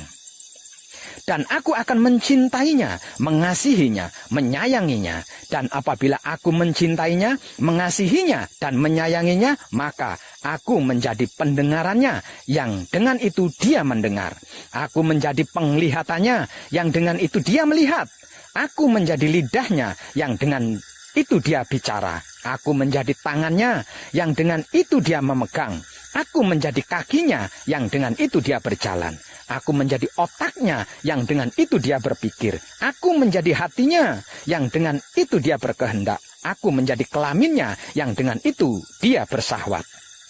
Bukanlah engkau yang melempar ketika engkau melempar, akan tetapi aku yang melempar. Surat Al-Anfal ayat 17. Lupakah engkau itu?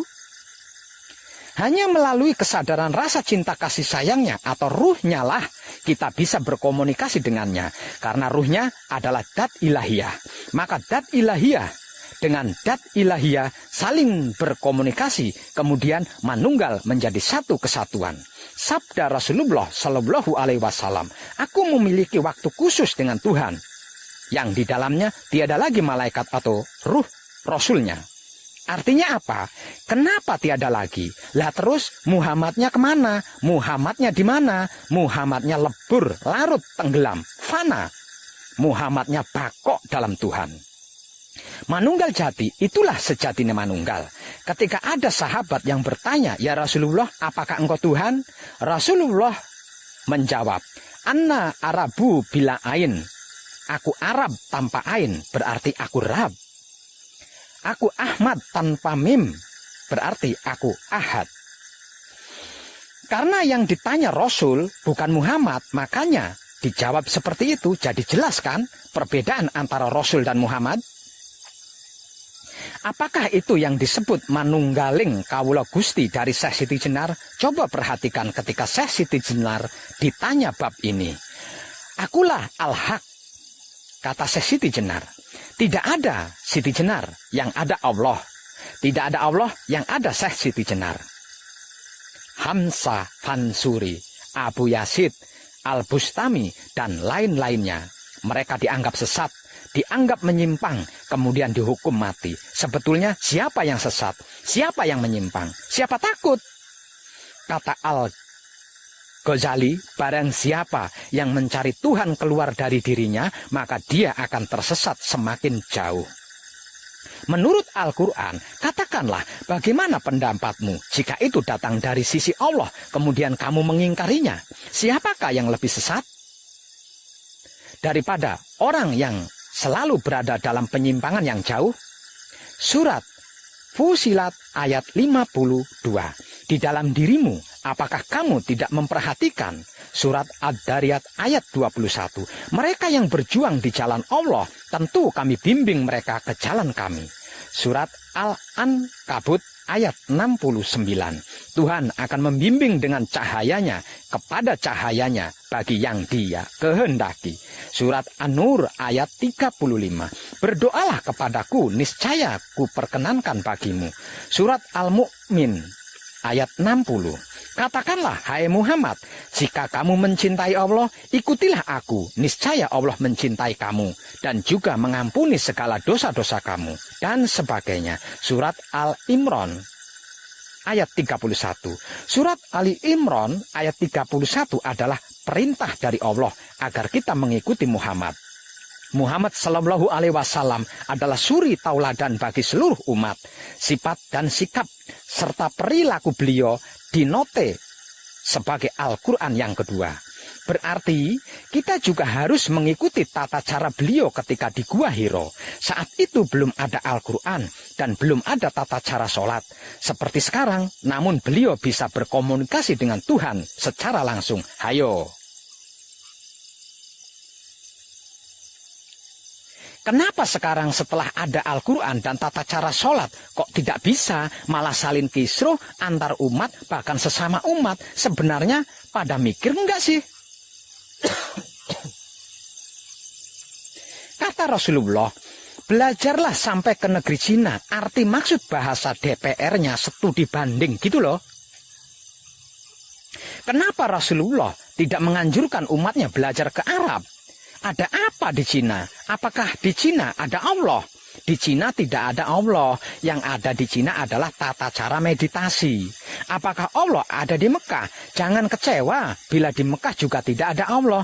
Yang ada hanya pelajaran zikir dari Rasulullah. Edan tenan. Allah berfirman, aku ciptakan manusia dengan cara yang sempurna. Setelah aku sempurnakan kejadiannya, aku hembuskan atau aku tiupkan ruhku ke dalamnya. Ruhku mengandung makna bahwa esensi zat Allah berada di dalam semua ciptaannya. Kalau begitu, berarti di dalam diri setiap manusia ada esensi zat Allah. Di dalam diri setiap manusia ada benih atau bibit keilahian. Lalu kemanakah kita hendak mencari Tuhan? Surat Al-Hayr ayat 29 mengandung makna yang sangat universal.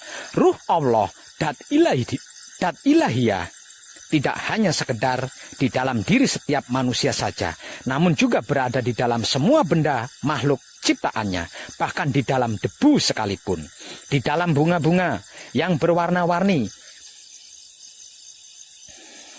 sehingga nampak menjadi indah, karena di dalamnya ada ruh Allah. Ada dat ilahiyah. Coba renungkan dengan sadar. Tidak perlu dengan kesadaran rasa cinta kasih sayang. Ketinggian nanti jatuh sakit. Cukup dengan sadar saja. Apabila bunga-bunga itu hanya mempunyai satu warna putih saja, seperti bunga anggrek bulan, pasti akan membosankan. Sehingganya muncul rekayasa genetika, cara penyilangan yang bisa menghasilkan bunga anggrek bulan berwarna hitam hingga berwarna-warni. Harga bunga anggrek bulan yang hitam dan yang berwarna-warni lebih mahal daripada anggrek bulan yang berwarna putih. Kalau begitu, lalu kenapa dan mengapa kita harus membeda-bedakan sesama umat manusia berdasarkan ras atau warna kulitnya? Semua umat manusia sama di mata Allah. Yang berbeda adalah kadar keimanan dan ketakwaannya. Bukankah firman-Nya begitu? Dan di antara tanda-tanda kekuasaannya adalah penciptaan langit dan bumi, adanya aneka bahasa dan warna kulitmu. Surat Ar-Rum ayat 22. Orang yang paling mulia di sisi Allah adalah dia yang paling takwa di antara kalian. Surat Al-Hujurat ayat 13. Oleh karena sebab itu, untuk meningkatkan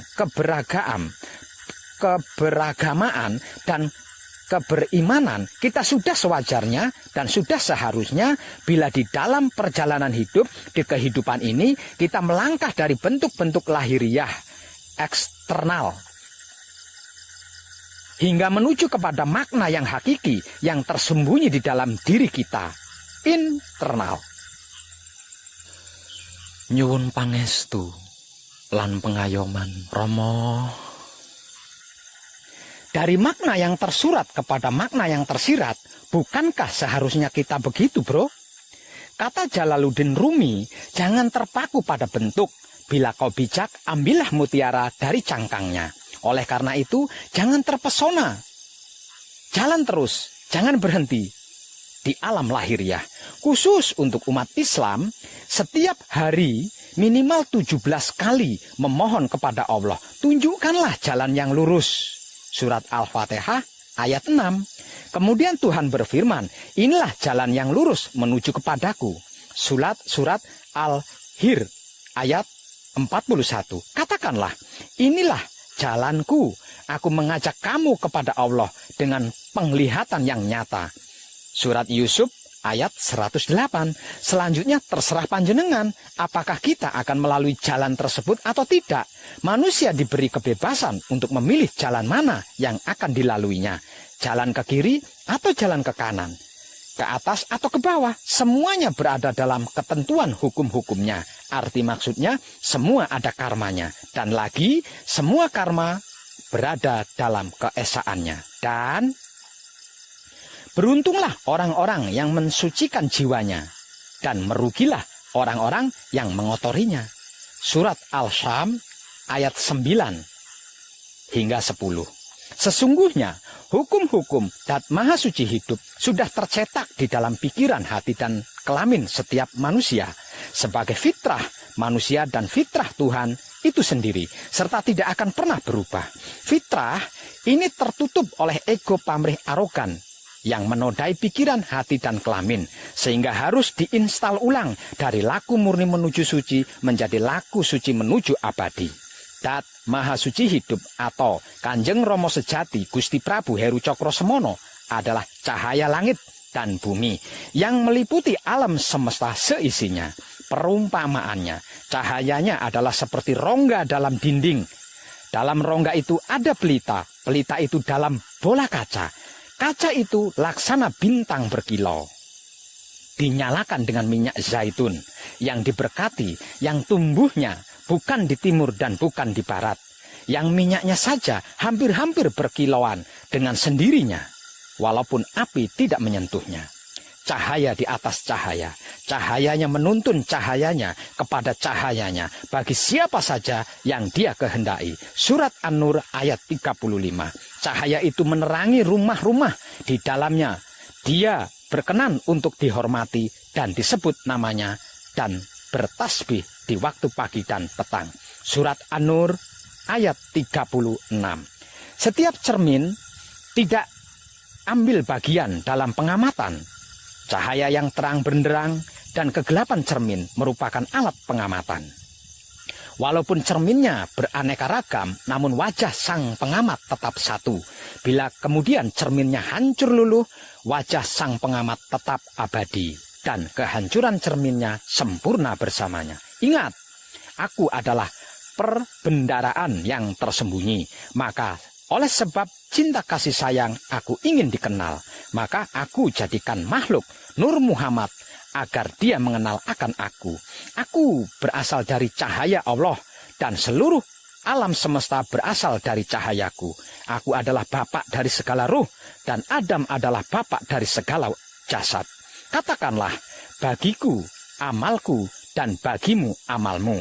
Kamu tiada bertanggung jawab atas apa yang aku lakukan, dan aku tiada bertanggung jawab atas apa yang kamu lakukan.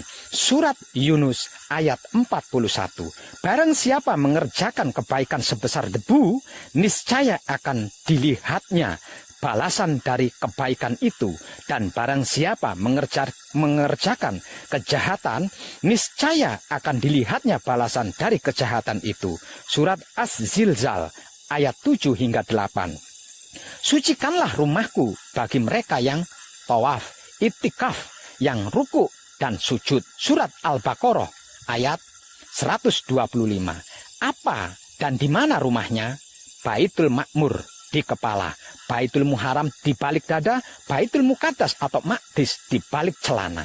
Dan janganlah kamu mempersekutukan aku dengan apapun. Tercerahkanlah kita semuanya, dan salam setuhan penuh kesadaran rasa cinta kasih sayang dari dalam lubuk hati saya, Wong Edan Bagu yang paling dalam. Selamat, selamat, selamat. Rahayu, rahayu, rahayu. Damai, damai, damai tentram. Saya Wong Edan Bagu ngaturaken sugeng rahayu. Lirik ing sambikala amanggih yuwana. Pinayungan mring ingkang maha suci. Basuki yuwana teguh rahayu slamet. Berkah selalu untuk semuanya tanpa terkecuali, terutama para sedulur, khususnya para kadang konto dan kanti anom, serta sepuh saya, yang senantiasa direstui Yang Dat Maha Suci hidup. Om, Santi, Santi, Santi, Om. Wassalamualaikum warahmatullahi wabarakatuh. Terima kasih, terima kasih, terima kasih, dan salam kebajikan. Duh Gusti ingkang Maha Suci, pencipta dan penguasa alam semesta seisinya, Bapak Ibu dari segala ilmu pengetahuan, asal-usul nenek moyang semua makhluk, sungguh murka paduka yang hamba harap. Kalau penguraian kitab Purwakala warisan leluhur kami ini, yang hamba terjemahkan dalam bahasa merdeka, tanpa tedeng aling-aling, tidak sesuai dan tidak tepat dengan yang aslinya. Ini saya lakukan semata-mata demi cinta kasih sayangku kepadamu dan seluruh makhlukmu, supaya tidak ada lagi kecurangan dan kebohongan terkait tentangmu. Dengan ini, saya telah menyampaikan firman-Mu kepada orang-orang yang saya cintai, kasihi, dan sayangi. Maafkanlah saya jika apa yang telah saya sampaikan kepada orang-orang yang saya cintai, kasihi, dan sayangi tidak membuat orang-orang yang saya cintai, kasihi, sayangi segera sadar dan menyadari akan kebenaran-Mu. Ampunilah orang-orang yang saya cintai, kasihi, dan sayangi, dan bukakanlah pintu hati mereka, dan terangilah dengan rahmat-Mu, agar tidak ada lagi kegelapan dan kesesatan di hati orang-orang yang saya cintai, kasihi, dan sayangi. Damai di pikiran, damai di hati, damai di syahwat, damai tentram. Amin.